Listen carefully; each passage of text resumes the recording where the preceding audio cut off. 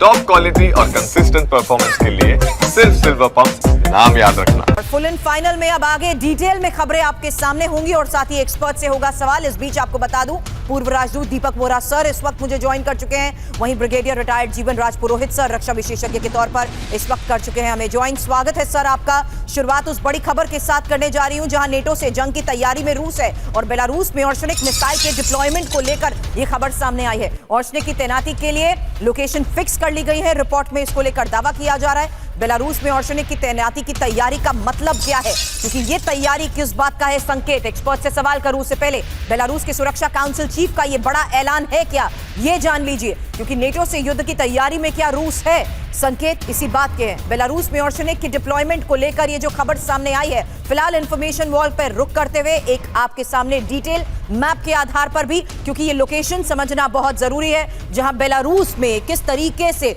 रूस की तरफ से की जा रही तैयारियां किस बात का संकेत देती हैं। हालांकि बाल्टिक देश जो इसके बिल्कुल नजदीक है वो किस तरीके से रूस के निशाने पर आ सकते हैं, इस पिछले कई दिनों से इसके साफ संकेत मिल रहे हैं। ऐसे में नेटो बॉर्डर के नजदीक बड़ी तैनाती जिस तरीके से रूस कर रहा है, इसको लेकर खबर बहुत बड़ी है।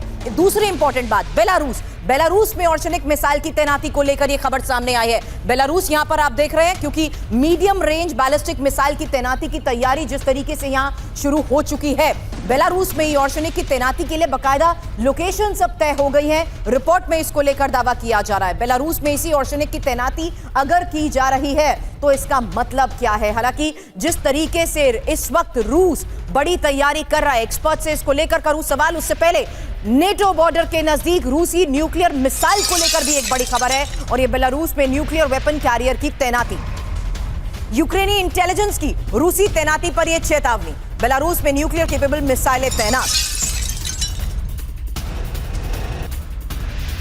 तो नेटो को न्यूक्लियर वार्निंग। सवाल करूं एक्सपर्ट से, दीपक वोरा सर आपके पास आऊंगी, उससे पहले ये डिटेल इंफॉर्मेशन, क्योंकि नेटो बॉर्डर के नजदीक रूस ने न्यूक्लियर कैरियर्स की तैनाती की है और बेलारूस में न्यूक्लियर केपेबल लॉन्चर्स की तैनाती। हालांकि न्यूक्लियर वेपन कैरियर स्कैंडर मिसाइलें तैनात की गई हैं और इस बीच न्यूक्लियर केपेबल रूसी फाइटर जेट्स बेलारूस में मौजूद हैं और बेलारूस में ही तैनाती से पोलैंड, लिथुआनिया को सबसे ज्यादा खतरा। हालांकि यूक्रेनी इंटेलिजेंस चीफ ओलेग का ये जो दावा है, इसे किस लिहाज से समझा जाए दीपक वोरा सर, क्योंकि nuclear tactical missile system Belarus में तैनात है और बेलारूस में ही अब तक न्यूक्लियर वॉरहेड्स की भी तैनाती नहीं हुई।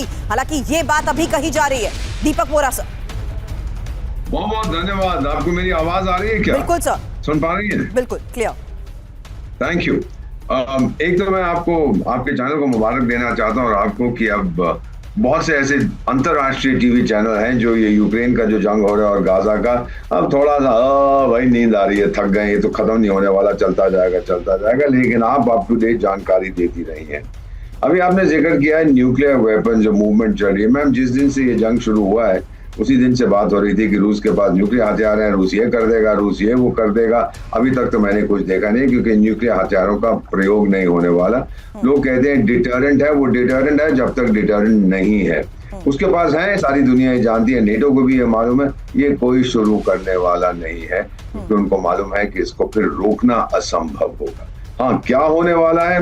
हैरानगी इस बात की है कि इतने साल हो गए, इतना समय हो गया, यूक्रेन अभी तक लड़ रहा है। यूक्रेन नहीं लड़ रहा, वो तो बर्बाद हो चुका है। नेटो के लोग अब थोड़े और खुले तरीके से सामने आ गए, लड़ रहे हैं, रूस को भड़काने की कोशिश कर रहे हैं। रूस पीछे हटने वाला नहीं है। मैं तो जानता हूँ, पुतिन साहब को सुना है, करीब से देखा है, उस एरिया में कई साल रहा हूँ, वो पीछे नहीं हटने वाले। तो ये चलता जाएगा। अमेरिका भी नहीं चाहता कि यहाँ पर किसी प्रकार का युद्ध विराम हो, अमेरिका के हथियार बिकते रहें, यूरोप उसके पैसे देता रहा। और दूसरा, गाजा की जो अभी आपने तस्वीरें दिखाई थी, एग्जैक्टली द सेम थिंग। और फाइनली पेरिस में मैम मेरी पहली पोस्टिंग थी जहां आपने हिंसा दिखाई है। मैं एक चीज आपको बताऊं मैम, वो लोग जब मैं वहां था, वो सारी दुनिया कहती है कि अफ्रीकन और एशियन बड़े वायलेंट, बड़े हिंसात्मक समाज है। सबसे बड़ी हिंसा तो यूरोप में होती है। अरे एक फुटबॉल मैच के ऊपर आप इस प्रकार भड़क पड़े हो, पर इसका कारण सिर्फ फुटबॉल मैच नहीं है, इसका कारण बहुत गहरा है।